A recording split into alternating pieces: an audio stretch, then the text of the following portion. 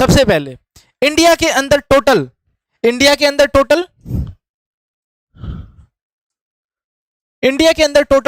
29 states और 7 union territories हैं। क्या इंडिया के अंदर टोटल 29 स्टेट्स और 7 यूनियन टेरिटरीज हैं? तो इतने बड़े जगह पर, इतने बड़े स्केल में हेल्थ केयर सिस्टम को पहुंचाना, अलग अलग जगह पर, अलग अलग लोगों के पास, अलग अलग लेवल्स के पर्सन के पास, जैसे कोई हायर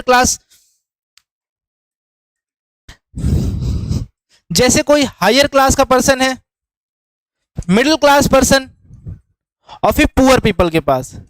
इसके अंदर भी सब कैटेगरीज कैसे डिवाइड होती हैं? कोई पर्सन ज्यादा एजुकेटेड होता है, कोई कुछ एजुकेशन होती है उसके पास, और कोई इलिटरेट पीपल होते हैं। तो इतने बड़े वास्ट कंट्री में इतनी सब चीजों के साथ, इतनी सब डिफिकल्टीज के साथ, कैसे इंडिया के अंदर जो हेल्थ केयर डिलीवरी सिस्टम है, जो हेल्थ को ठीक करने के लिए कैसे अलग अलग चीजें इंडिया के अंदर अलग अलग जगह पर कैसे पहुंचती है, इन्हीं सब चीजों के बारे में इन डिटेल हम इस लेक्चर में पढ़ेंगे। कैसे सब डिवीजन सब चीजों का हो रखा है, कैसे ग्रुपिंग सिस्टम हो रखा है, और कैसे अलग अलग सिस्टम अलग अलग तरीके से इसके अंदर पहुंच पाते हैं। States are largely independent in matters relating to the delivery of health care to the people. जो स्टेट्स हैं वो लार्जली डिपेंडेंट किस पर होते हैं? रिगार्डिंग मैटर्स पर। किस पर? Matters relating to the delivery of health care system of the people. जो पीपल की हेल्थ है उसके ऊपर कौन डिपेंडेंट है? उसके ऊपर सभी लोग डिपेंडेंट है। जो भी स्टेट में रहने वाले, जो भी उस कंट्री में रहने वाले लोग हैं, सभी लोग उस पर डिपेंडेंट हैं कि हेल्थ केयर सिस्टम कैसे इवेल्युएट होने वाला है, कैसे डिवाइड होने वाला है, और कैसे ये सिस्टम आगे बढ़ने वाला है। Each has development its own system of health care delivery independence of the central government। सभी जो राज्य हैं उन्होंने अपना क्या बनाया है? अपना एक अलग हेल्थ केयर सिस्टम बनाया है। जैसे मान लीजिए हम उत्तर प्रदेश में हैं, तो उत्तर प्रदेश का अलग हेल्थ केयर सिस्टम है डिलीवर करने का। इसी के जैसे हम अगर बात करें हरियाणा की, बात करें उत्तराखंड की, बात करें डिफरेंट शहरों की, डिफरेंट राज्यों की, तो इसके अंदर हम देख सकते हैं कि सबका अपना अपना अलग क्या है? एक इंडिपेंडेंट क्या है? पॉइंट इसमें याद रखेंगे, सबका अपना क्या है? Independent health care delivery system, health care delivery system है। इतना क्लियर? तो हमें इंट्रोडक्शन में क्या पता चला कि इंडिया एक कितनी बड़ी कंट्री है जिसके अंदर सभी स्टेट्स ने अपना independently health care delivery system को डिवाइड किया हुआ है। इसके अंदर कैसे हेल्थ चेंज होती है, हेल्थ कैसे इंप्रूवाइज होती है, इसके अंदर कैसे डिविजन्स होती हैं, इन सभी के बारे में हमने इसके अंदर जाना। उसके बाद द सेंट्रल गवर्नमेंट, इसके बाद क्या? The central government responsibility consist mainly of policy making. Central government का क्या क्या काम है इसके अंदर नोट कर लेंगे सभी लोग। Role of central government, role of central government क्या है? पॉलिसी को मेक करना। क्या करना? डिफरेंट पॉलिसीज को बनाना, पॉलिसीज मेकिंग, ठीक है। उसके बाद प्लानिंग, सेकंड क्या है? प्लानिंग करना। थर्ड गाइडिंग, थर्ड क्या है? गाइडिंग। गाइड किसको करेंगे? जो भी गाइड किसको करना है? जो भी ऑफिसर है, जो भी हेल्थ केयर प्रोवाइड करने के लिए रिस्पॉन्सिबल पर्सन है, उसको गाइड करना, उसको अलग अलग तरीके से चीजें प्रोवाइड करना। ये सब किसके अंदर आ जाएंगी? गाइडेंस के अंदर आ जाएंगी। किसकी? हेल्थ केयर पॉलिसीज की। उसके अलावा assisting, evaluating and coordinating the work of the state health ministers. State health ministers है उनके वर्क को कोऑर्डिनेट करना, उनको गाइड करना, उनको अच्छी अच्छी चीजें, अच्छी नॉलेज, अच्छी पॉलिसीज प्रोवाइड करना, प्लान करना, उनको गाइड करना, कोऑर्डिनेट करना, इवेल्युएट करना, किसका काम है? सेंट्रल गवर्नमेंट का एक स्पेसिफिक रोल इसके अंदर ये हो जाता है। इसके बाद इसके अंदर health system in India, India के अंदर हेल्थ सिस्टम कैसे डिवाइडेड है? तीन मेन तरीके से हेल्थ सिस्टम डिवाइडेड है इंडिया के अंदर। किन किन तरीकों से इंडिया के अंदर ये डिवाइडेड है? सेंट्रल लेवल पर, फिर स्टेट लेवल पर, और फिर डिस्ट्रिक्ट लेवल पर। जैसे मान लीजिए हम एक एग्जांपल से समझ लेते हैं, इसको अच्छे से इलस्ट्रेट करके समझ लेते हैं। एक ये सेंट्रल लेवल पे एक स्टेट, सेंट्रल लेवल पे एक बॉडी है जिसको हम बोलते हैं सेंट्रल बॉडी, ठीक। एक सेंट्रल बॉडी है जो कि क्या है? Head of the table. क्या है? जो कि क्या है? हेड। उसके बाद इसको कौन कोऑर्डिनेट, ये किसको कोऑर्डिनेट करती है? ये डिफरेंट डिफरेंट स्टेट को कोऑर्डिनेट करती है, जो कि क्या है, स्टेट लेवल पर, स्टेट लेवल पर इसको कोऑर्डिनेट करती है। उसके बाद ये डिफरेंट डिफरेंट स्टेट क्या करेंगे, डिफरेंट डिफरेंट इसके अंदर मौजूद डिस्ट्रिक्ट्स को कंट्रोल करेंगी, डिफरेंट डिफरेंट डिस्ट्रिक्ट्स को कंट्रोल करेंगी। समझ में आया? डिफरेंट डिफरेंट स्टेट किसको कंट्रोल करेंगे, डिफरेंट डिफरेंट डिस्ट्रिक्ट्स को। तो इन डिस्ट्रिक्ट्स की जो ज्यूरिसडिक्शन है वो किसके अंदर है, स्टेट के अंदर है। और इन सभी स्टेट्स के अंदर किसकी ज्यूरिसडिक्शन है, सेंट्रल गवर्नमेंट की, सेंट्रल बॉडी की ज्यूरिसडिक्शन है। इसके अंदर सेंट्रल गवर्नमेंट, सेंट्रल बॉडी क्या करेगी, सेंट्रल बॉडी का ज्यूरिसडिक्शन इसके अंदर क्या करेगा, सेंट्रल बॉडी का ज्यूरिसडिक्शन इसके अंदर ये बताएगा कि कैसे ये पॉलिसीज फॉर्म करेंगी, कैसे अपना फंक्शंस करेंगी, कैसे गवर्निंग बॉडी काम करेगी, कैसे चीजों को रिलेट करके चलाएंगे, कैसे फंक्शंस को अच्छे से इंप्रूव करेंगे। इन सभी चीजों के काम को, इन सभी चीजों को कौन एक्सप्लेन करेगा, जो गवर्निंग बॉडी होगी, जो सेंट्रल बॉडी होगी, वो इसके लिए काम करेगी, इसको अच्छे से समझाएगी। इसके बाद इसके अंदर और क्या आएगा, इसके अंदर जो एक चीज और आप समझ सकते हैं कि जो सेंट्रल बॉडी होगी वो, उसमें एक सेंट्रल हेड होगा जो इन सभी मिनिस्ट्रीज को देखेगा।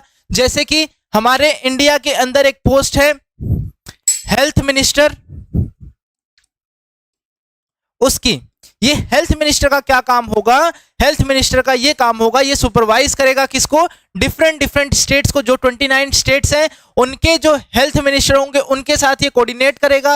हेल्थ केयर डिलीवरी सिस्टम के अंदर जो भी पॉलिसीज, जो भी फंक्शंस, जो भी गवर्नमेंट बॉडी होगी, जो भी रिलेटेड वर्क होंगे, वो सारे कौन क्लियर करेगा, जो सेंट्रल के अंदर जो हेल्थ मिनिस्टर होगा वो क्लियर करेगा।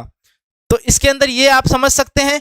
इसके अलावा जो प्रेजेंट में, जो करंट 2024 में हेल्थ मिनिस्टर है उसका क्या नाम है, इस करंट अफेयर्स में आप इसको लर्न कर सकते हैं, उसका क्या नाम है, जेपी नड्डा। जेपी नड्डा, इसको आप नोट कर लीजिएगा। जेपी नड्डा जो अभी 2024 में जो हेल्थ मिनिस्टर है, इनका पूरा नाम क्या है, जगत प्रकाश नड्डा, जगत प्रकाश नड्डा।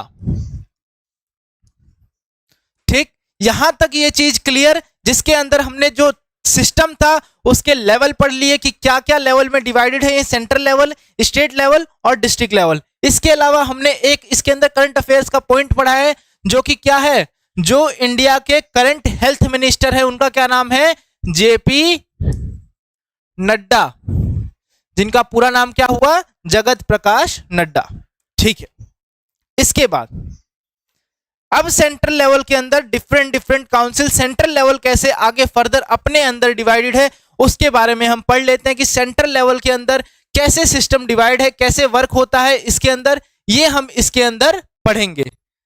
देखिए, सेंट्रल लेवल के अंदर union ministry of health and family welfare, कैसे यूनियन मिनिस्ट्री जो है हेल्थ एंड फैमिली वेलफेयर की एक सिस्टम, ये directorate general of health services and central council of health, तीन लेवल में, तीन सिस्टम में ये डिवाइडेड है।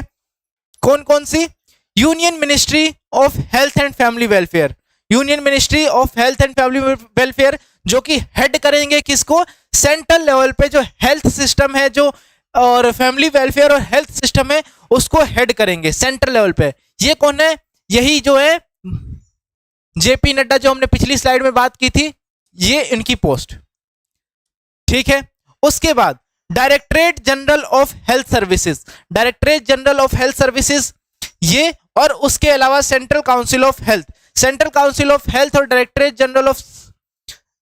जनरल ऑफ हेल्थ सर्विसेज, ये क्या करते हैं, ये इनको रिपोर्ट करेंगे, सारी चीजें जानकर सारे पर्सन्स को ये वर्क कराते हैं। इनको सारा काम मिलता है कि क्या क्या स्टेट्स के अंदर इंडिपेंडेंटली काम हो रहा है, किस तरीके से काम हो रहा है, और इन चीजों के बारे में जानेंगे, इन चीजों के बारे में समझेंगे। इसके अलावा सेंट्रल काउंसिल क्या करेगा, सेंट्रल काउंसिल ये करेगा कि ये डिफरेंट डिफरेंट काउंसिल्स को हेड करेगा, डिफरेंट डिफरेंट काउंसिल्स को फॉलो अप करेगा कि कैसे काम हो रहा है, क्या काम सही से हो रहा है, क्या सारी चीजें इंडिपेंडेंटली नॉर्मली वर्क कर पा रही है, इन चीजों को ये चेक करेगा।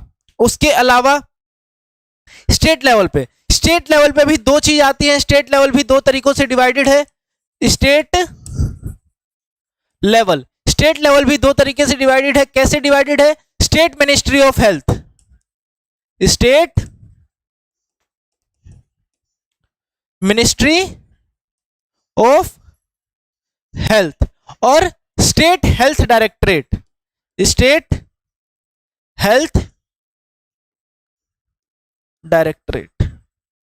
ठीक है, बिल्कुल सर।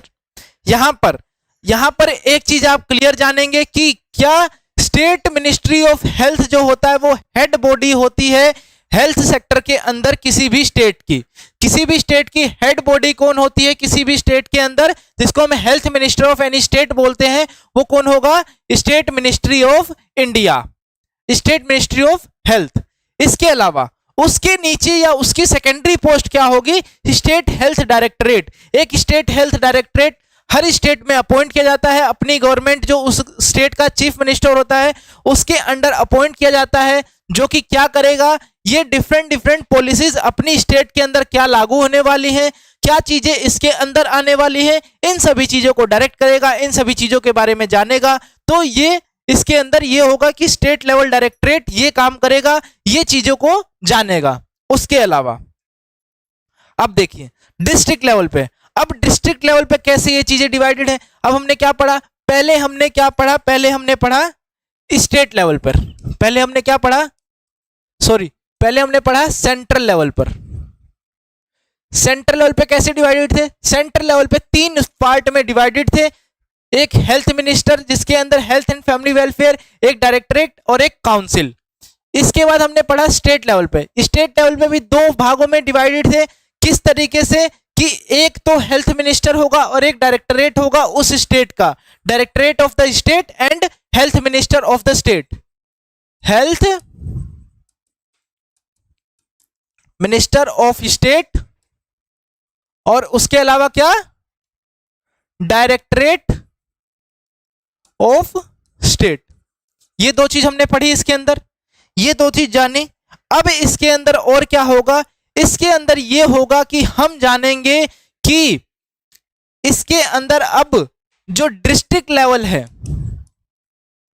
डिस्ट्रिक्ट लेवल है, उसके अंदर चीजें कैसे डिवाइडेड हैं, कैसे उसके अंदर हमने चीजें देखी, कैसे उसके अंदर डिस्ट्रिक्ट लेवल में चीजें कैसे डिवाइडेड हैं। अब देखिए डिस्ट्रिक्ट में सबसे पहले क्या है? रूरल। उसके बाद तहसील, जिसको हम क्या बोलते हैं? तालुका भी बोलते हैं, जो कि क्या होती है? किसी भी डिस्ट्रिक्ट की अलग अलग तहसील होती है जिसके अंदर अलग अलग जगह अलग अलग एरिया आते हैं। उसके बाद community development blocks, different blocks, different partitions कर दिए जाते हैं एक ही डिस्ट्रिक्ट के अंदर कि ये पार्टीशन में ये डेवलपमेंट होगी, ये पार्टीशन के डिफरेंट एमएलएस पॉइंट किए जाते हैं, डिफरेंट गवर्नमेंट वर्कर्स प्रोवाइड किए जाते हैं कि वो उस जगह की, उस एरिया की, इस एरिया की देखभाल अच्छे से कर पाए, अच्छे से उसमें पॉलिसीज, उसमें से हेल्थ जो फैसिलिटीज हैं जो डेवलप की जाए, और जितनी भी health facilities, health policies provide की जा रही हैं उनको अच्छे से फंक्शन कराने के लिए, उनको अवेल कराने के लिए, उन चीजों को जानने के लिए इसके अंदर इन चीजों को रखा जाता है। उसके बाद विलेजेस, और फिर लास्ट क्या है? विलेजेस के अंदर पंचायती राज, जो कि अलग अलग रूल्स को, अलग अलग फॉर्म्स को, अलग अलग चीजों को सोल्व करने के लिए, एक विलेज के अंदर डिफरेंट कॉन्फ्लिक्ट्स को सोल्व करने के लिए होता है।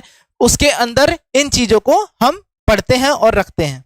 ठीक है, उसके बाद अब देखिए अर्बन में, अभी हमने इसके अंदर देखा था यहां पर रूरल लिखा हुआ है, यहां पे क्या आएगा? यहां पे अर्बन आएगा। ठीक है, समझ में आया? अब सबसे पहले क्या पढ़ेंगे? अर्बन पढ़ेंगे।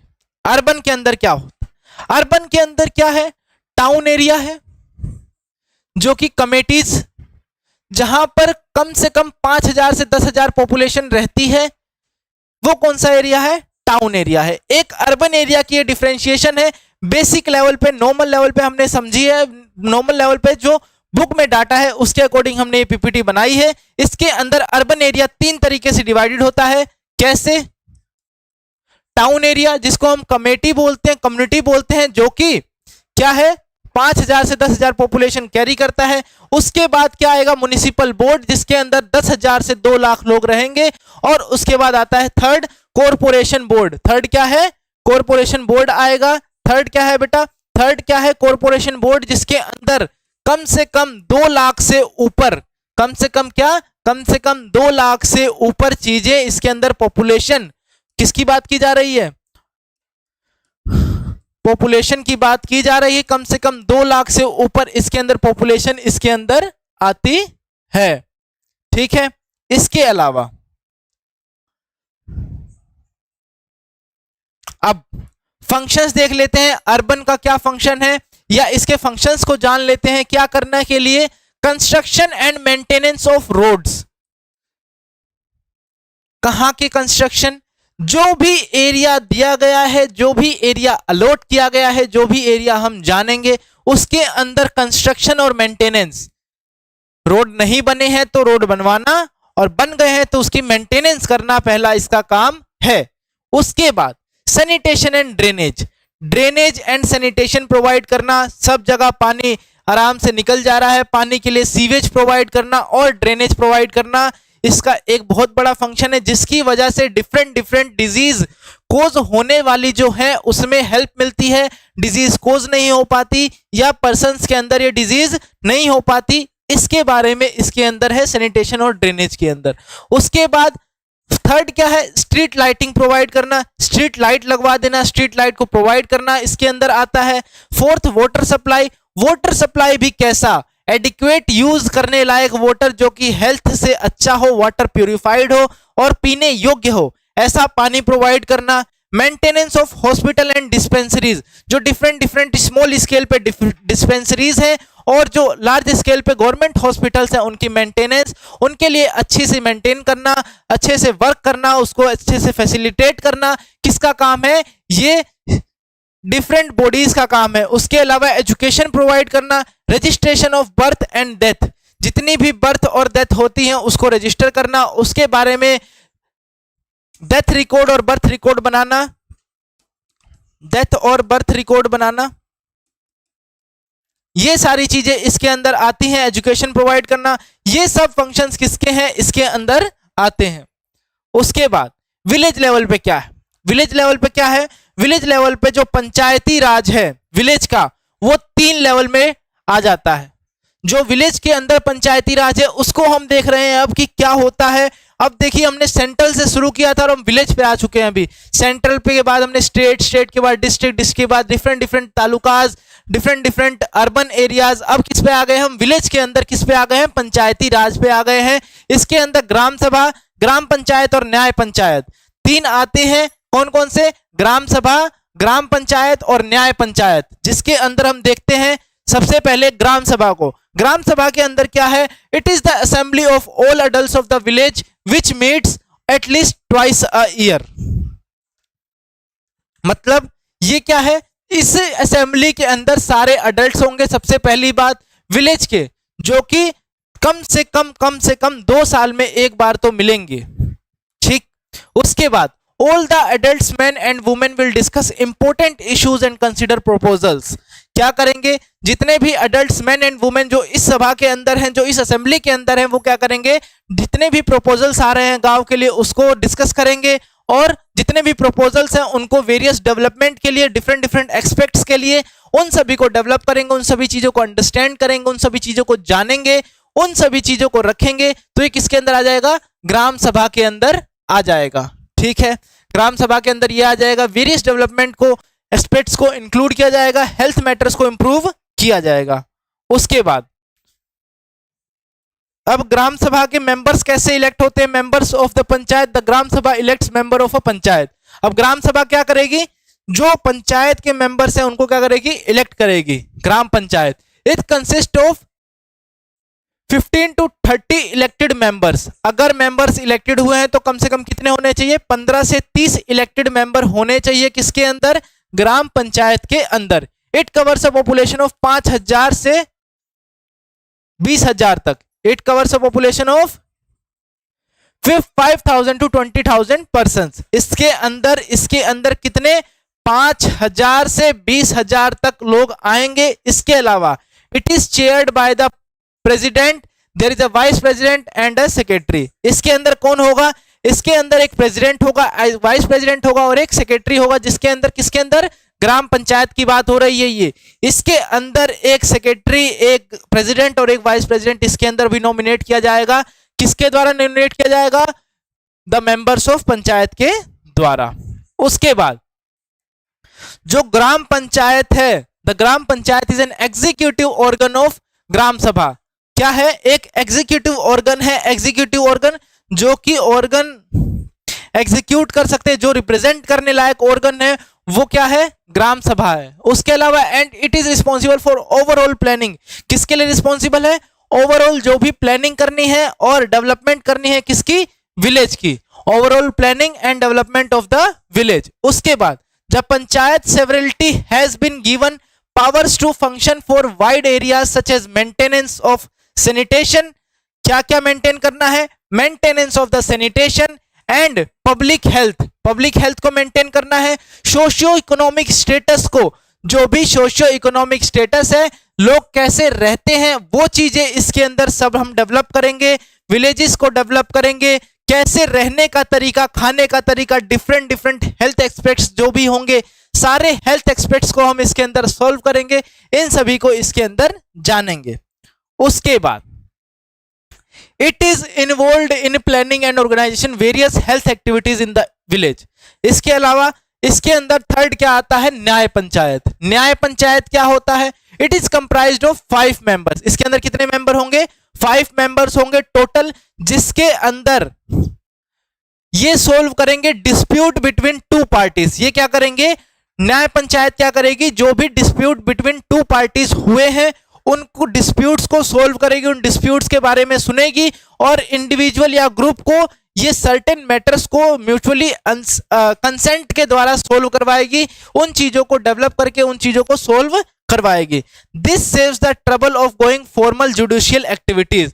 ये क्या करेगी? जो आगे जो जुडिशियल एक्टिविटी होंगी उसको, फॉर्मल को क्या करेगी? प्रिवेंट कर देगी कि यहां पर अगर चीजें न्याय पंचायत के अंदर सोल्व हो जाती हैं, छोटे लेवल पे सोल्व हो जाती हैं, तो हमें आगे जुडिशियल कस्टडीज के लिए, जुडिशियल पर्पसेस के लिए इसके अंदर नहीं जाना होगा।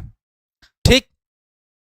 उसके बाद यहां तक हमने क्या क्या पढ़ा? सेंट्रल, विलेज, न्याय पंचायत, ग्राम पंचायत, पंचायत सभा, ये पढ़ा। इसके अलावा different different central, state, district और उसके अंदर अलग अलग ग्राम, अर्बन, रूरल, ये सारी चीजें अभी तक हमने इसके अंदर पढ़ी है। अब आ जाते हैं हम किसके ऊपर? सब सेंटर लेवल के ऊपर। सब सेंटर लेवल क्या होता है इसके बारे में थोड़ा सा जानकारी इकट्ठा कर लेते हैं। जो सब सेंटर होता है ये क्या होता है? एक पेरिफेरल, अपमोस्ट, आउटमोस्ट होता है रूरल एरियाज में। रूरल एरियाज के अंदर जो हेल्थ प्रोवाइड करने के लिए जो आउटमोस्ट, आउटपोस्ट जो रूरल एरियाज में होता है उसे हम क्या बोलते हैं? सब सेंटर बोलते हैं। इसके अंदर there is 1 sub centre for very 5000 population in general and 1 for every 3000 possible population in hilly areas और बैकवर्ड एरियाज। देखिए सब सेंटर की कैसी क्या होना चाहिए? सब सेंटर कम से कम 5000 लोगों पे एक सब सेंटर और 3000 लोगों पे एक सब सेंटर हिली एरियाज में और ट्राइबल एरियाज में और बैकवर्ड एरियाज में होना चाहिए। और each sub centre is served by 1 male and female MPHW member. Health worker जो मेंबर होते हैं, एक मेल एक फीमेल इसके अंदर होने चाहिए। कैसे बने होने चाहिए सब सेंटर? 5000 लोगों पे एक सब सेंटर किसी भी रूरल एरिया के अंदर, और या तो 3000 लोगों पे एक सब सेंटर, या तो हिली एरियाज, ट्राइब एरिया, या फिर कोई भी बैकवर्ड एरिया के अंदर। ठीक है। उसके बाद सब सेंटर का फंक्शन क्या है? सब सेंटर का फंक्शन ये है कि ये मदर और चाइल्ड को केयर देगा, मदर और चाइल्ड को केयर प्रोवाइड करेगा, फैमिली प्लानिंग और इम्यूनाइजेशन में हेल्प करेगा, एक्सटेंडेड सर्विसेज को हेल्प करेगा, IUD इंसर्शन करेगा, इंट्रा यूट्राइन डिवाइसेस को इंसर्शन करेगा, और सिंपल लेबोरेटरी इन्वेस्टिगेशंस और लाइक यूरिन, एल्बुमिन और शुगर, ये जांचें जो नॉर्मल जांचें होंगी इसके अंदर कवर की जाएंगी, कवर कर ली जाएंगी। इनके बारे में ये जानेंगे, इनके बारे में ये इसके अंदर समझेंगे, इसके फंक्शंस इसके अंदर ये जानेंगे। मदर और चाइल्ड का care, family planning and immunisation, extended services, IUD insertion और simple laboratory investigation, that is example urine and albumin और शुगर, ये हमने इसके अंदर पढ़ लिया। इसके अलावा इसके बाद इसके अंदर हम देखेंगे कि इसका स्टाफिंग पैटर्न क्या होगा। किसी भी सब सेंटर का स्टाफिंग पैटर्न क्या होगा, इसके अंदर एक फीमेल हेल्थ असिस्टेंट होगी, कितने नंबर में, 1 नंबर में। एक हेल्थ वर्कर होगा एएनएम, एक हेल्थ वर्कर मेल होगा, एक वॉलेंट्री वर्कर होगा और एक लोकल दाइज होंगी कम से कम 3। तो 1 प्लस 1 एएनएम वर्कर, एक हेल्थ वर्कर, एक वॉलेंट्री वर्कर और एक 3 दाई, 4 और 3 7, टोटल 7 मेंबर होंगे किसके अंदर, सब सेंटर के अंदर। एक सब सेंटर के अंदर टोटल 7 मेंबर होंगे ये। इसके अलावा अब देखते हैं हम प्राइमरी हेल्थ सेंटर क्या होता है। प्राइमरी हेल्थ सेंटर हमने कैप्सूल सीरीज में बहुत अच्छे से पढ़ाया है, इन डिटेल पढ़ाया है। उसका आई लिंक में हम आपको बटन में डिस्क्रिप्शन में लिंक दे देंगे, आई लिंक बटन से आपको लिंक दे देंगे। अगर आपको प्राइमरी हेल्थ केयर सिस्टम अच्छे से पढ़ना हो तो आप उस वीडियो को देख सकते हैं। इसके अलावा अभी हम बेसिक लेवल पे जान लेते हैं कि प्राइमरी हेल्थ सिस्टम क्या, प्राइमरी हेल्थ सेंटर क्या होते हैं। It provides an integrated health care to rural population as close to the people as possible. Rural level पर जितने भी पीपल होते हैं, जितने भी पर्सन्स होते हैं, उनके क्लोज में हम इंटीग्रेटेड हेल्थ केयर को प्रोवाइड करते हैं, उसको हम क्या बोलते हैं, प्राइमरी हेल्थ सेंटर बोलते हैं। प्राइमरी लेवल पर जो लोग भी यहाँ पर जाते हैं, जो लोग भी इस चीजों को अंडरस्टैंड करते हैं, प्राइमरी लेवल पर जो भी प्रॉब्लम्स किसी भी पर्सन को होती है वो यहाँ पर जाते हैं और इन चीजों को ठीक करते हैं। 1 PHC for every 30,000 rural population and plains, 1 PHC for every 20,000 population in hilly area, tribal and backward area for more effective coverage.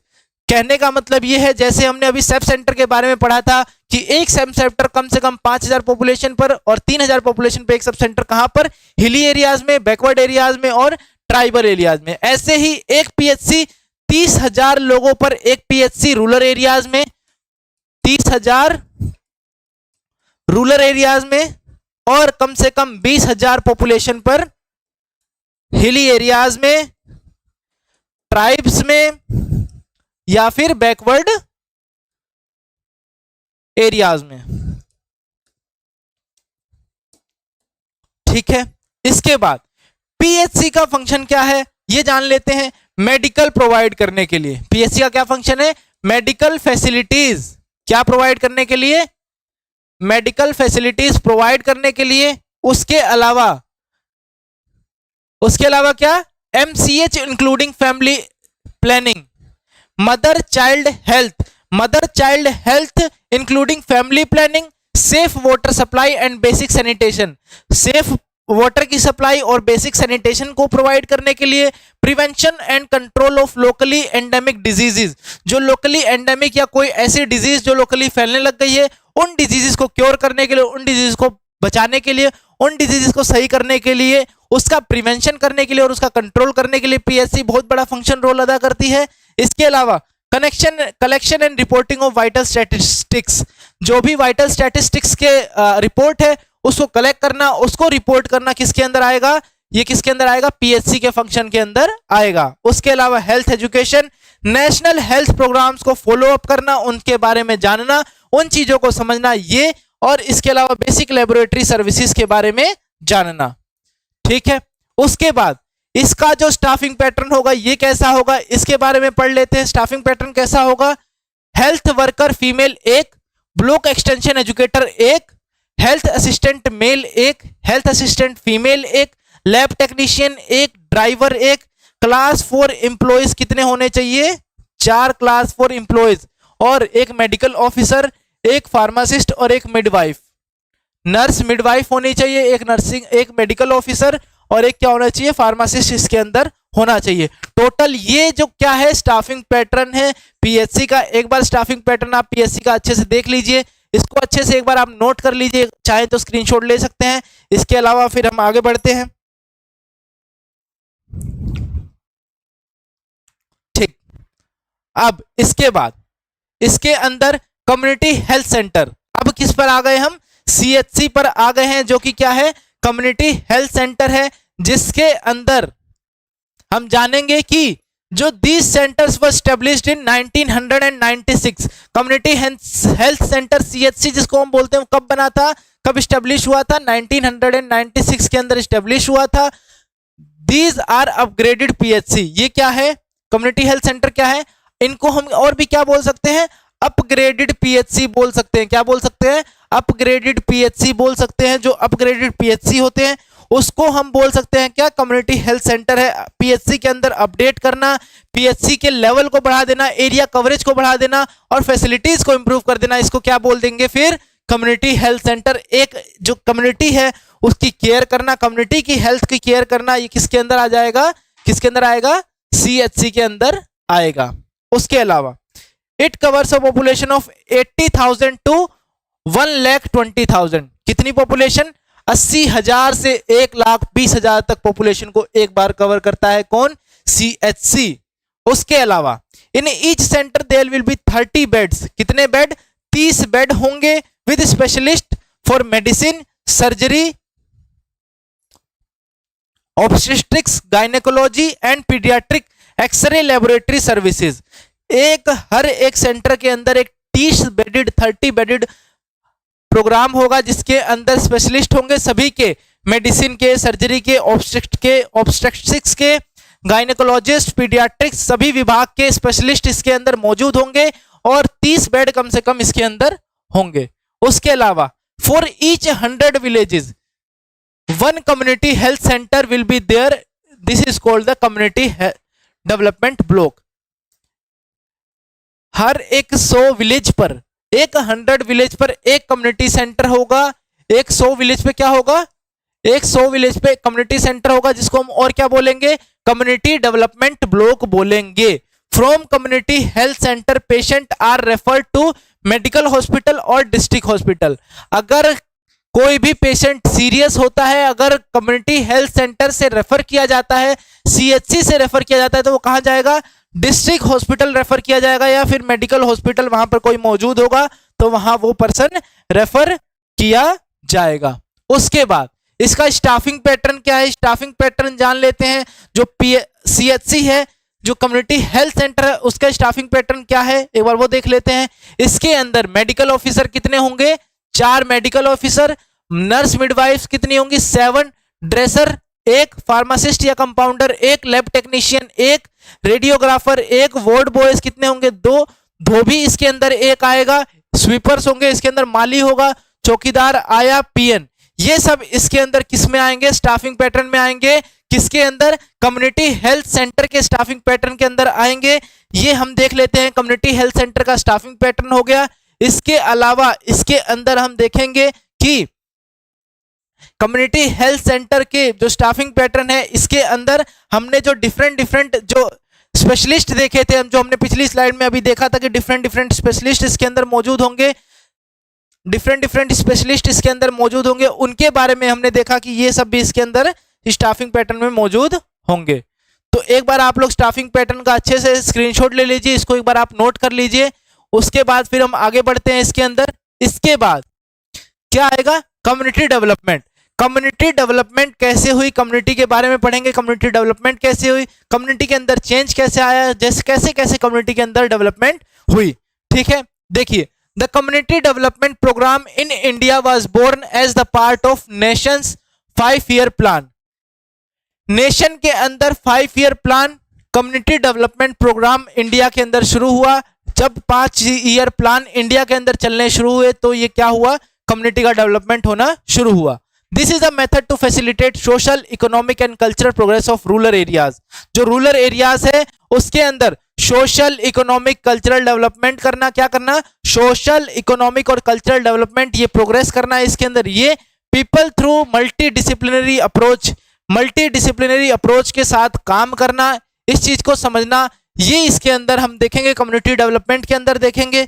उसके अलावा इसके ऑब्जेक्टिव्स क्या है, कम्युनिटी डेवलपमेंट के ऑब्जेक्टिव्स क्या है, to bridge the gap between poverty, disease and ignorance through the community efforts, thus awakening the interest and enthusiasm of millions of people in improving their own conditions।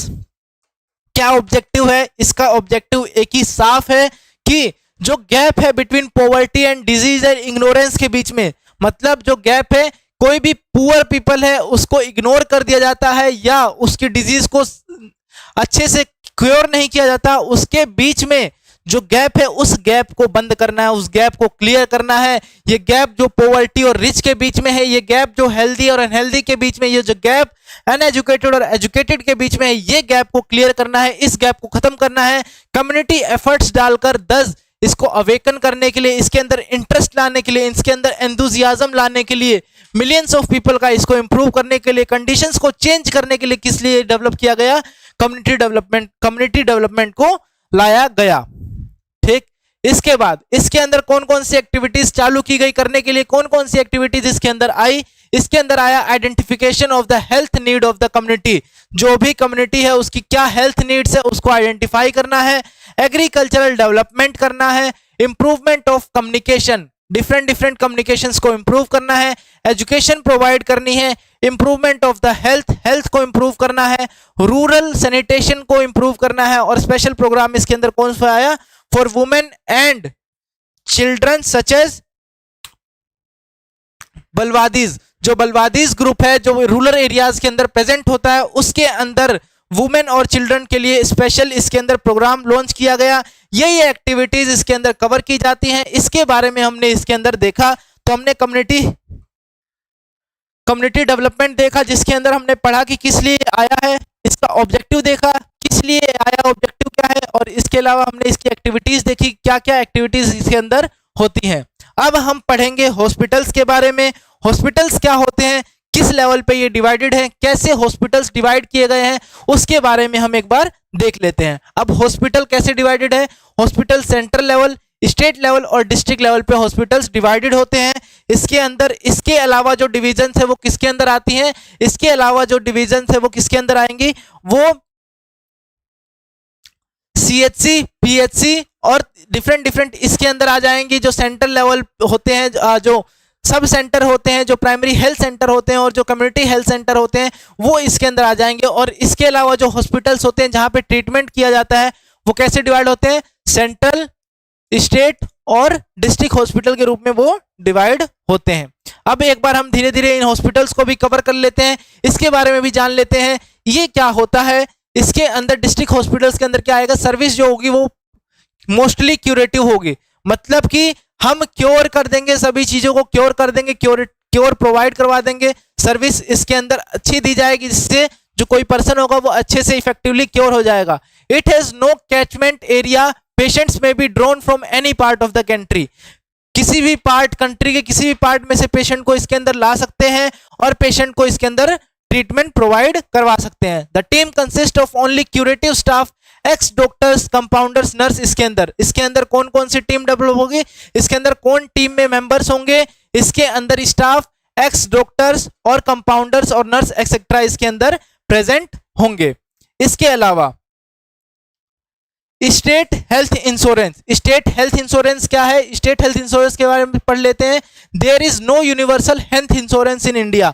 कोई भी ऐसा government की तरफ से insurance provided नहीं है India के अंदर। कोई यूनिवर्सल हेल्थ इंश्योरेंस नहीं प्रोवाइडेड है इंडिया के अंदर, जो कि हेल्थ को इंश्योर करता है, इंश्योरेंस प्रोवाइड करता है, उसकी कोई वैलिडिटी प्रोवाइड करता है।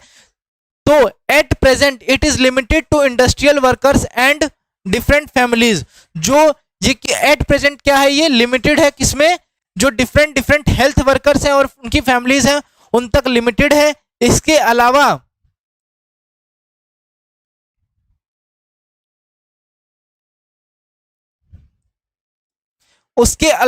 जो सेंट्रल गवर्नमेंट है वो एम्प्लॉयज को क्या बोलती है? Concerned by the health insurance under the banner scheme of central government of health scheme.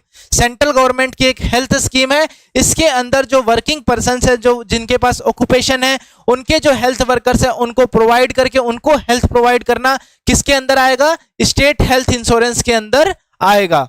और एक चीज मैं और डिस्कस करना चाहूंगा आपसे कि ये हॉस्पिटल्स की कैटेगरी ऐसे क्यों है? डिस्ट्रिक्ट, स्टेट और सेंट्रल। सबसे पहले जो कोई भी प्रॉब्लम जनरेट होगी तो पर्सन कहां जाएगा? सबसे पहले पर्सन जाएगा सब सेंटर के अंदर।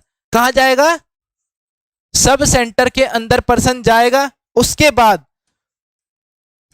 पर्सन कहां जाएगा? प्राइमरी हेल्थ सेंटर के बाद फिर कम्युनिटी हेल्थ सेंटर, फिर उसके बाद फिर आएगा पर्सन डिस्ट्रिक्ट हॉस्पिटल के पास।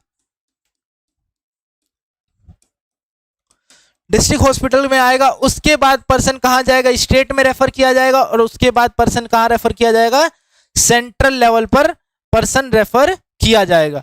तो ऐसे ये सबसे पहले जो पर्सन होगा कहाँ जाएगा, सब सेंटर में जाएगा, फिर उसके बाद पीएचसी में जाएगा, फिर सीएचसी में रेफर किया जाएगा, और उसके बाद पर्सन कहाँ रेफर किया जाएगा, डिस्ट्रिक्ट हॉस्पिटल में रेफर किया जाएगा, फिर स्टेट, और उसके बाद फिर सेंटर लेवल पे पर्सन रेफर किया जाएगा। यहां तक आप सभी को क्लियर है? ठीक।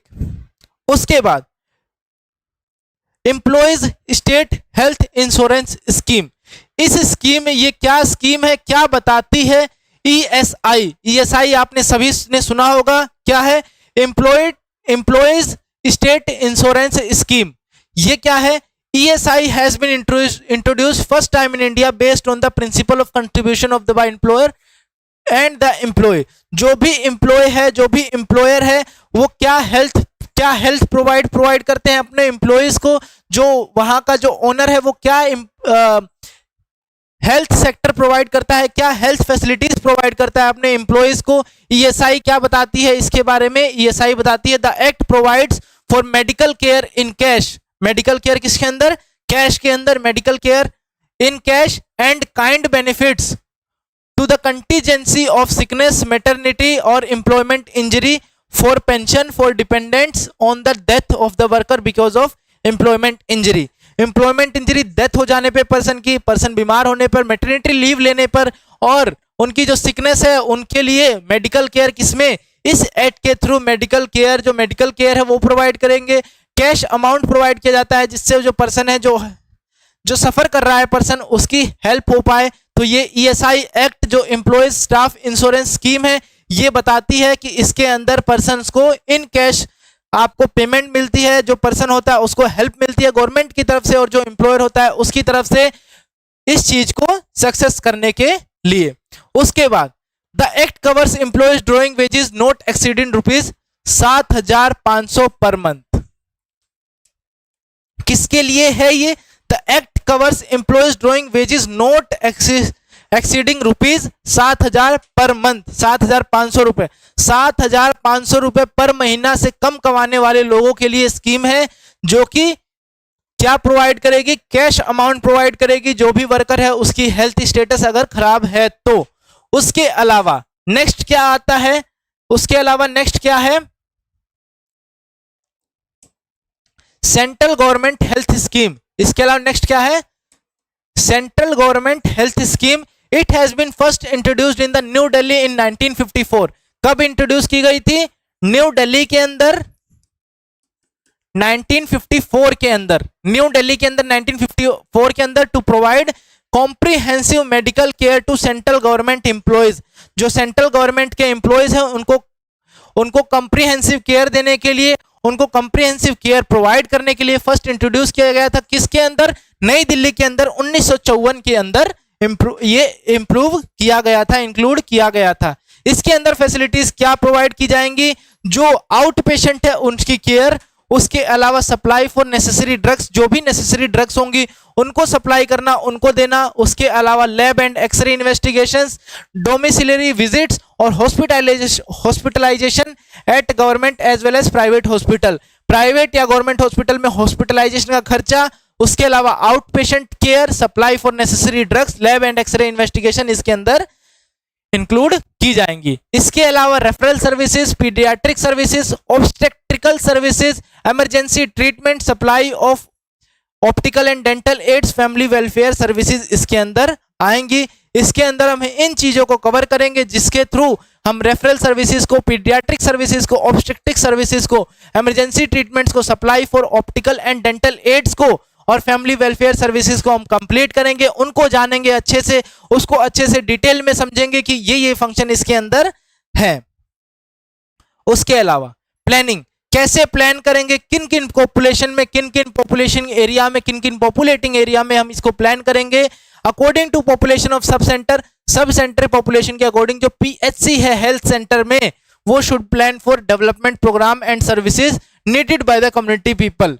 जो कम्युनिटी पीपल हैं जिनको रिक्वायरमेंट है इन प्रोग्राम्स की, इन हेल्प्स की, जिसको जरूरत है, उसके लिए प्लान करेंगे, जिसके अंदर personal hygiene, environmental sanitation, institutional deliveries, family planning services और MCH services, mother child health services, family planning services, institutional deliveries, environmental sanitation और पर्सनल हाइजीन, इसके अंदर हम पढ़ेंगे। इसके अंदर हम इन चीजों को इसके अंदर जानेंगे, ठीक है। उसके बाद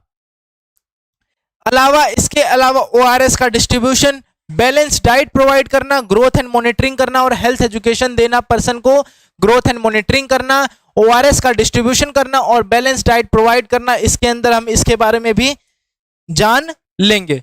इसके बाद मैटरनल मैनेजमेंट, जो मैटरनल मैनेजमेंट होता है वो क्या होता है, मैटरनल मैनेजमेंट के बारे में एक बार जान लेते हैं कि मैटरनल मैनेजमेंट क्या होगा। Maternal management is a service function affecting the flow of material in a manner in which help in the conserving of materials cost, utilization of materials and maintain the quality of both income and outgoing materials। Material management क्या है? Material management है जो भी services, जो भी functions, जो भी materials इसके अंदर हेल्प यूजफुल है, उनको कैसे मैनेज करना है, क्या आवागमन है, कितना मटेरियल आया, कितना गया, कितना यूज हुआ, कितना बचा, इन सभी का रिकॉर्ड, इन सभी के बारे में डिटेल्ड एनालिसिस, ये किसके अंदर आएगा? मटेरियल मैनेजमेंट के अंदर आएगा। इसके अंदर utilisation, maintenance, quality, income and outgoing materials इसके अंदर हम पढ़ेंगे। इसके अंदर हमने इसके बारे में देखा। उसके बाद इसके फंक्शन क्या है? Planning and sourcing. क्या फंक्शन है? पहला प्लान करना, सोर्स करना, बजट करना, रिसर्चिंग एंड एनालिसिस, इंडेंट करना, इंडेंट मतलब रिपोर्ट तैयार करना, क्या रिक्वायरमेंट है, क्या चीजें चाहिए, ये मंगाने के लिए इंडेंट करना, रिसीव करना, उसको स्टोर करके प्रिजर्व करके यूज करना, अकाउंटिंग और कंट्रोलिंग, अकाउंट करके उसे कंट्रोल करना, इंज्यूइंग एंड डिस्पैचिंग और इसके बाद डिस्पोजिंग इसके अंदर आ जाएगा, जिसको हम क्या करेंगे, ये क्या है, इसके अंदर फंक्शंस है, किसके? इसके फंक्शंस है, इसके अंदर हमने देखा, ठीक है। इसके अलावा इसके बाद इसके अंदर हम पढ़ेंगे कि बजटिंग क्या है। बजटिंग क्या है? क्या बजट इसके अंदर प्रोवाइड होना चाहिए हेल्थ केयर प्रोवाइड करने के लिए, सिस्टम प्रोवाइड करने के लिए, इन चीजों को जानने के लिए, इन चीजों को हम समझ लेंगे क्या ये होता है। इसमें सबसे पहले क्या आएगा? One of the primary objective for management accounting is to provide information to management for planning and control. Planning और कंट्रोल के लिए ऑब्जेक्टिव्स और मैनेजमेंट को प्रोवाइड करना और उस इंफॉर्मेशन को मैनेजमेंट को हमें देना और इसे प्लानिंग और कंट्रोल को करना, ये किसके अंदर आएगा? बजटिंग के अंदर आएगा, जो इसके अंदर हम पढ़ेंगे। उसके अलावा widely used device for management control is budget. Budget क्या है? वाइडली यूज्ड डिवाइस है। बजट क्या है? वाइडली यूज्ड डिवाइस है, किसके लिए? मैनेजमेंट के लिए और कंट्रोल करने के लिए। किसको? बजट को मैनेज करने के लिए और बजट को कंट्रोल करने के लिए। One of the primary objectives accounting is to provide information to management for planning and control. Widely used device for management control is budget. इसके अलावा अब बजट क्या होता है? Budget is the formulation planning for a given period in numerical terms. Budget क्या है? Numerical terms के अंदर, न्यूमेरिकल टर्म्स के अंदर बजट क्या है? बजट क्या है? न्यूमेरिकल टर्म्स के अंदर हम गिवन पीरियड में, न्यूमेरिकल टर्म्स के अंदर हम किसी भी चीज को फॉर्म करें, किसी भी चीज को प्लान करें, उसे हम क्या बोलेंगे? बजट बोलेंगे। बजट और क्या है? Budget is a plan that use numerical data predict activities of an organisation over a period of time. कुछ पीरियड ऑफ टाइम में, कुछ over a period of time में हम कैसे मैनेज करते हैं, हम कैसे न्यूमेरिकल डाटा कलेक्ट करते हैं, कैसे उसको एक्टिविटी को मैनेज करते हैं, ऑर्गेनाइज करते हैं, उसे हम क्या बोलेंगे? बजट बोलेंगे। ये डेफिनेशन किसने दी थी? बेसी ने। ये डेफिनेशन किसने दी थी? बेसी ने। और ये हारोल्ड कुर्स ने ये डेफिनेशन दी थी, जो कि क्या है? बजटिंग इज द फॉर्मुलेशन और planning for a given period in numerical terms. यहां तक क्लियर हुआ? इसके अलावा बजटिंग का पर्पस क्या है? बजट के पर्पस के बारे में हम जान लेते हैं। It supplies the mechanism for translating fiscal objective into project monthly spending pattern. Budget क्या करेगा? मंथली क्या स्पेंड किया जा रहा है, क्या चीजें प्रोवाइड की जा रही हैं, ये क्या प्रोवाइड करेगा? ये पर्पस है इसका, ये मैकेनिज्म प्रोवाइड करेगा, कैसे चीजें ट्रांसलेट हो रही हैं, कैसे चीजें जा रही हैं, कैसे चीजें कंट्रोल हो रही हैं, उसके बारे में ये चीजें समझेंगे इसके अंदर।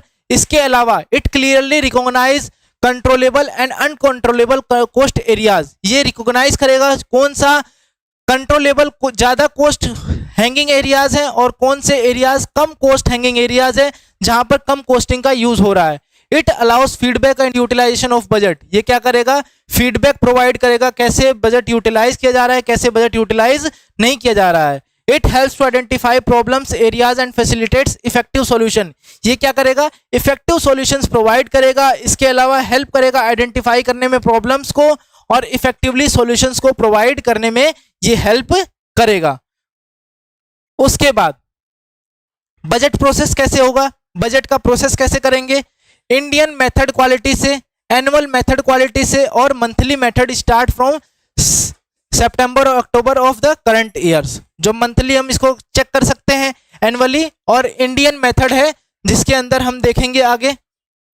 अब इसके बाद हमने इसमें देखा कि कैसे हम बजट को बनाएंगे। बजट दो तरीकों से बनाया जाता है, इंडियन मेथड क्वालिटी के अंदर एनुअल मेथड आएगा और मंथली मेथड आएगा, जिसके अंदर हम पूरे मंथ के एक्सपेंसेस कैसे हो रहे हैं वो जानेंगे। इसके अलावा एनुअली कैसे एक्सपेंसेस हो रहे हैं वो जानेंगे इसके अंदर। ये किसके अंदर आएगा, बजट प्रोसेस के अंदर आएगा। अब उसके बाद अर्बन स्लम्स के बारे में जान लेते हैं। अर्बन स्लम्स क्या होते हैं, अर्बन स्लम्स की क्या चीजें इसके अंदर देखेंगे। अर्बन स्लम्स होते क्या हैं, अर्बन स्लम्स क्या है, urban slum is a highly populated urban residential area consisting mostly of closely packed descripting housing units in a situation of incomplete infrastructure। incomplete infrastructure होता है अर्बन स्लम्स के अंदर, और इसके अलावा improvised persons के अंदर। अर्बन स्लम्स क्या होते हैं, जहां पर पॉपुलेटेड रेजिडेंशियल एरिया होते हैं, जहां पर क्लोजली पैक्ड, बहुत क्लोज पैक्ड स्मॉल एरियाज में लोग रहते हैं और डिस्क्रिप्ट हाउसिंग पैटर्न में लोग रहते हैं और इनकम्प्लीट इंफ्रास्ट्रक्चर में लोग रहते हैं। वो क्या है, अर्बन एरियाज है, अर्बन इम्प्रोवाइज्ड एरियाज हैं, जिसके अंदर ये इसको हम क्या बोलेंगे, अर्बन स्लम्स।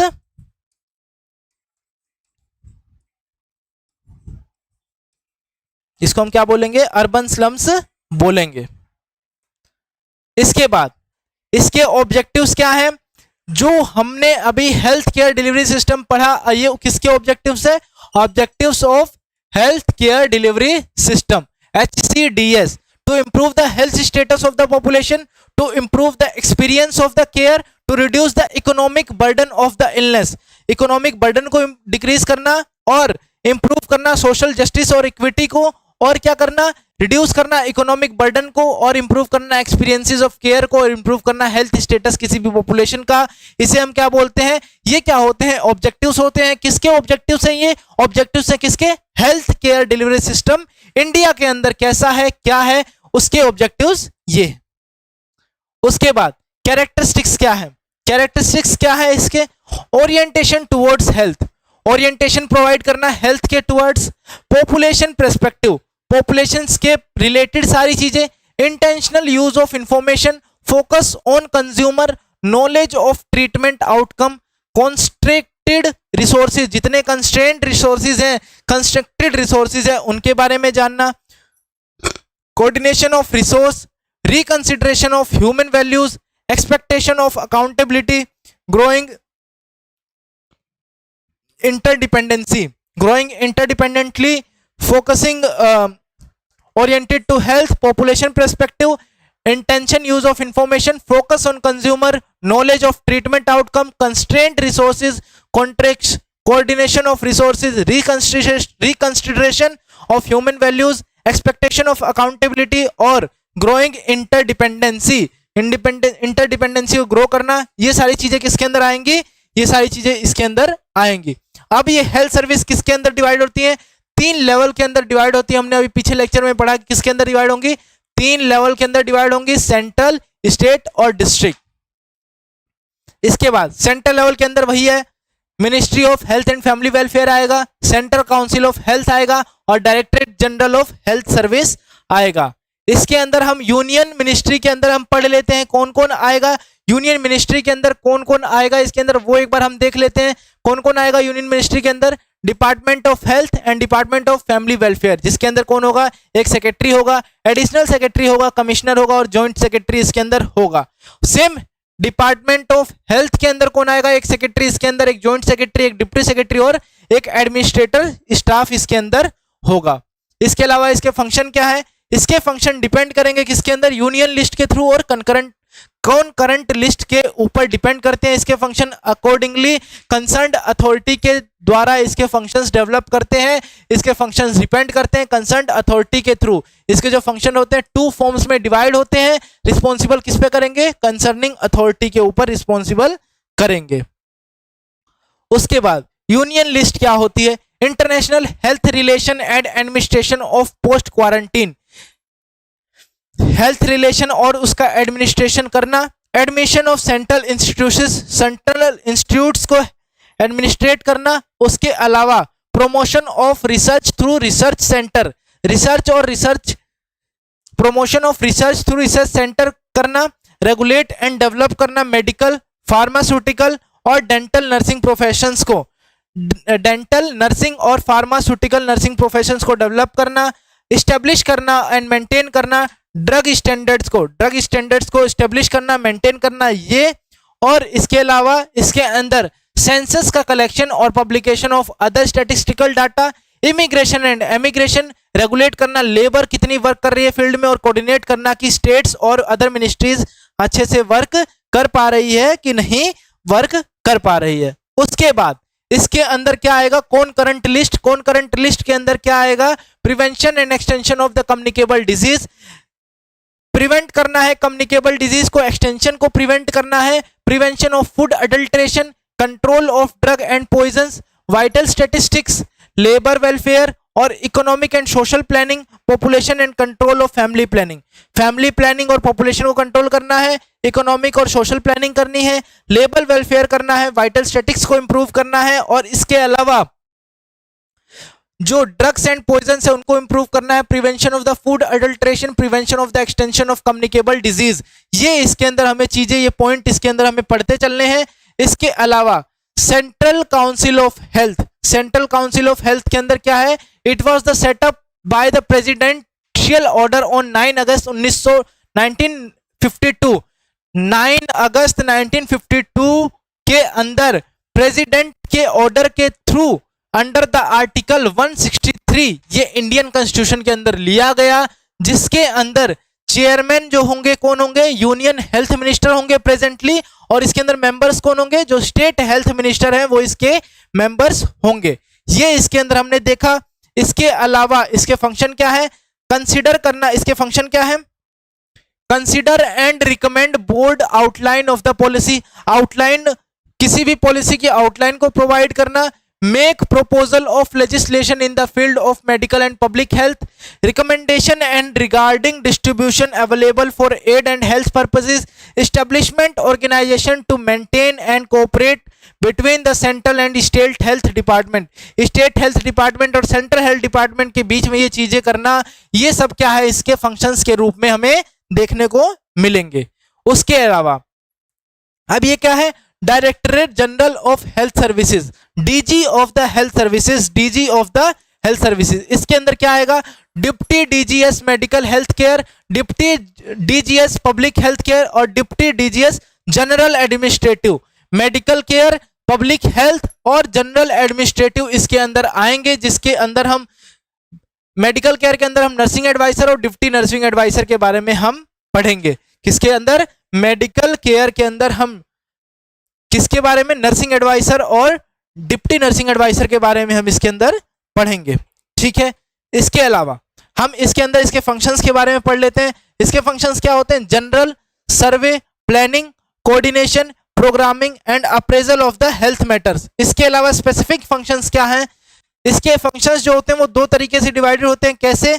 दो तरीके से डिवाइड होंगे, एक जनरल फंक्शन और एक क्या आएगा? Specific function. जनरल फंक्शन के अंदर हम सर्वे करना, प्लान करना, कोऑर्डिनेशन करना, प्रोग्रामिंग करना और अप्रेजल करना डिफरेंट हेल्थ मैटर्स का, ये किसके अंदर आएगा? जनरल फंक्शंस के अंदर इसके अंदर आ जाएगा। इसके अलावा स्पेसिफिक के अंदर क्या होगा? स्पेसिफिक के अंदर क्या आएगा? International health relation, control of the drug standards, medical store departments, post graduate training, medical education, medical research, central government health scheme, national health programmes. ये सब इसके अंदर आएंगे। इन सभी चीजों को अच्छे से पढ़ना है, इन डिटेल इन सभी चीजों को जानना है। इसके बाद स्टेट लेवल पे कैसे डिवाइड है, state ministry of health and state health directorate के रूप में जो हमने पीछे पढ़ा था। स्टेट मिनिस्ट्री के अंदर क्या आएगा, एडिशनल सेक्रेटरी, डिप्टी सेक्रेटरी और एडमिनिस्ट्रेटिव स्टाफ इसके अंदर आएंगे। कौन कौन से होंगे, एडमिनिस्ट्रेटिव सेक्रेटरी, डिप्टी सेक्रेटरी और एडमिनिस्ट्रेटिव स्टाफ इसके अंदर आएंगे स्टेट हेल्थ मिनिस्ट्री के अंदर। और जो इसके फंक्शंस क्या होते हैं, पॉलिसीज को बनाना, रिव्यू करना, फॉर्मुलेट करना उन पॉलिसीज को, और उसके अलावा एग्जीक्यूट करना पॉलिसीज को, कोऑर्डिनेशन करना गवर्नमेंट के साथ, और स्मूथ और एफिशिएंट फंक्शनिंग को करना, बजट और कंट्रोल को करना, उसके ऊपर बजट और कंट्रोल को मेंटेन करके रखना। ये क्या है, इसके फंक्शंस के अंदर आ जाएंगे। उसके अलावा स्टेट हेल्थ डायरेक्टरेट के अंदर कौन आएगा, स्टेट हेल्थ डायरेक्टरेट के अंदर functional deputy director, regional deputy director और एडिशनल डायरेक्टर इसके अंदर आएंगे। कौन कौन आएंगे इसके अंदर, functional deputy director, regional deputy director और एडिशनल डायरेक्टर इसके अंदर आ जाएंगे। अब इनके फंक्शंस क्या है, एडिक्वेट मेडिकल प्रोवाइड करना, मेडिकल एजुकेशन और रिसर्च प्रोवाइड करना, नेशनल हेल्थ एंड उसकी प्रोग्राम की इंप्लीमेंटेशन करवाना, और प्रोविजन डिफरेंट हेल्थ स्कीम के प्रोविजंस इसके अंदर लाना, इनको जानना, ये सब किसके अंदर आएगा, इसके फंक्शंस के अंदर आ जाएगा। इसके अलावा food and drug administration, collection of the health report, control over ESI scheme, जो एम्प्लॉयमेंट सैलरी स्कीम या एम्प्लॉयमेंट हेल्थ स्कीम है इसके अंदर, और एनफोर्समेंट ऑफ द किसका, प्रोफेशनल स्टैंडर्ड्स को एनफोर्स करना, प्रोफेशनल स्टैंडर्ड्स को इंप्रूव करना। अब इसके अंदर हमने डिस्ट्रिक्ट पढ़ा था, डिस्ट्रिक्ट लेवल कैसे डिवाइड होता है, सब डिवीजन के अंदर, तहसील के अंदर, कम्युनिटी डेवलपमेंट ब्लॉक्स के अंदर, म्युनिसिपल कॉर्पोरेशन, विलेजेस और पंचायती राज के अंदर हमने इसको पढ़ा था। इसके अंदर अर्बन के अंदर हमने कॉर्पोरेशन पढ़ा था, म्युनिसिपल बोर्ड पढ़ा था, और टाउन कम्युनिटी एरियाज पढ़े थे, टाउन एरिया कम्युनिटी पढ़ी थी। इनके फंक्शंस वही थे, मेंटेन करना रोड को, सैनिटेशन को, देखिए सब वही सेम पॉइंट्स लिखे हुए हैं, रोड को मेंटेन करना, सैनिटेशन और ड्रेनेज को, स्ट्रीट लाइटिंग को, इसके अलावा पब्लिक हेल्थ को, maintenance of the hospital and direct dispensaries, education provide करना। फिर पंचायती राज डिवाइड हो जाते हैं किसके अंदर, पंचायती राज डिवाइड हो जाते हैं तीन, उसके अंदर किसके अंदर, पंचायत, पंचायती समिति और जिला परिषद। पंचायत दो में आएगा, एक ग्राम सभा और ग्राम पंचायत, पंचायती समिति और जिला परिषद इसके अंदर डेवलप हो जाएगा। एक बार आप इसको, एक बार इसका स्क्रीनशॉट ले लीजिए, बहुत इंपॉर्टेंट है, पंचायती राज कैसे आपस में डिवाइडेड है इसके बारे में इसका एक बार स्क्रीनशॉट आपके पास होना बहुत जरूरी है। इसको एक बार आप चार्ट को नोट कर लीजिए। इसके बाद primary health in India, village sub centre, primary health centre और कम्युनिटी हेल्थ सेंटर इसके अंदर हम देखेंगे। इसके अंदर हम इनके बारे में जानेंगे, ये क्या होते हैं primary health in India, village क्या है, सब सेंटर क्या है, प्राइमरी और कम्युनिटी हेल्थ सेंटर, इस सभी के बारे में हमने पढ़ लिया। विलेज लेवल पे कैसे होता है, सब सेंटर कितने होने चाहिए, 5000 पॉपुलेशन पे एक सब सेंटर विलेज, और या तो फिर हिली एरिया से 3000 पे सब प्राइमरी हेल्थ सेंटर 30,000 50,000 पॉपुलेशन पे होना चाहिए, और कम्युनिटी हेल्थ सेंटर 20 लाख 50,000 से 2 लाख पॉपुलेशन पे कम्युनिटी हेल्थ सेंटर होना चाहिए। विलेज लेवल पे क्या हुआ था, विलेज लेवल पे 1997 में स्टार्ट किया गया था, now replaced by Asha, Asha workers के थ्रू अब ये रिप्लेस कर दिया गया है। इसका लोकल एम क्या था कि started under rural health scheme, training for local dais for 30 days, local जो दाई होती हैं, लोकल जो दाइज होती हैं विलेज की, उनको 30 डेज के लिए ट्रेन किया जाता था, और नाउ ये अब प्रेफर नहीं किया जाता। जो आशा वर्कर होती हैं, जो अब जो 1000 पॉपुलेशन पे एक आशा वर्कर होती है, वो किसकी इंपॉर्टेंट लिंक होती है, किसके बीच में, कम्युनिटी और हेल्थ सर्विसेज के बीच में इंपॉर्टेंट लिंक होती हैं, किसके बीच में, कम्युनिटी और हेल्थ सर्विसेज के बीच में इंपॉर्टेंट लिंक होती हैं आशा वर्कर्स। अब इसके अलावा AWW अंडर ICDS जो कि 400 से 800 पॉपुलेशन के ऊपर एक होती हैं। तो ये यहाँ पर विलेज लेवल हमने अच्छे से पढ़ लिया। इसके अंदर विलेज हेल्थ गाइड आएगा, जो कि कब स्टार्ट हुआ था, 1997 में, जो कि अब आशा से रिप्लेस कर दिया गया है। सोशल जो हेल्थ एक्टिविस्ट होती है उसको हम क्या बोलते हैं, आशा बोलते हैं। तो हमने ये जो पूरा चैप्टर है डिलीवरी, जो पूरा टॉपिक है delivery of health community health services, उसको अच्छे से पढ़ लिया है। इस लेक्चर के थ्रू आपको इसमें और कोई डाउट नहीं होंगे, आशा मैं यही करूंगा, क्योंकि मैंने बहुत ही लेंदी लेक्चर लिया है इसका। इसके अंदर जो जो एक एक क्रिस्टल पॉइंट से हमने सब इसके अंदर एक्सप्लेन किए हैं। तो आशा करता हूं आपको वीडियो पसंद आई होगी। अगर भी कोई डाउट रह जाता तो कमेंट सेक्शन में आप सभी के साथ अवेलेबल रहूंगा। मिलते हैं इस चैप्टर नंबर 2 के कम्युनिटी हेल्थ नर्सिंग के लेक्चर नंबर 7 के साथ, नई वीडियो के साथ। तब तक के लिए नमस्कार, धन्यवाद।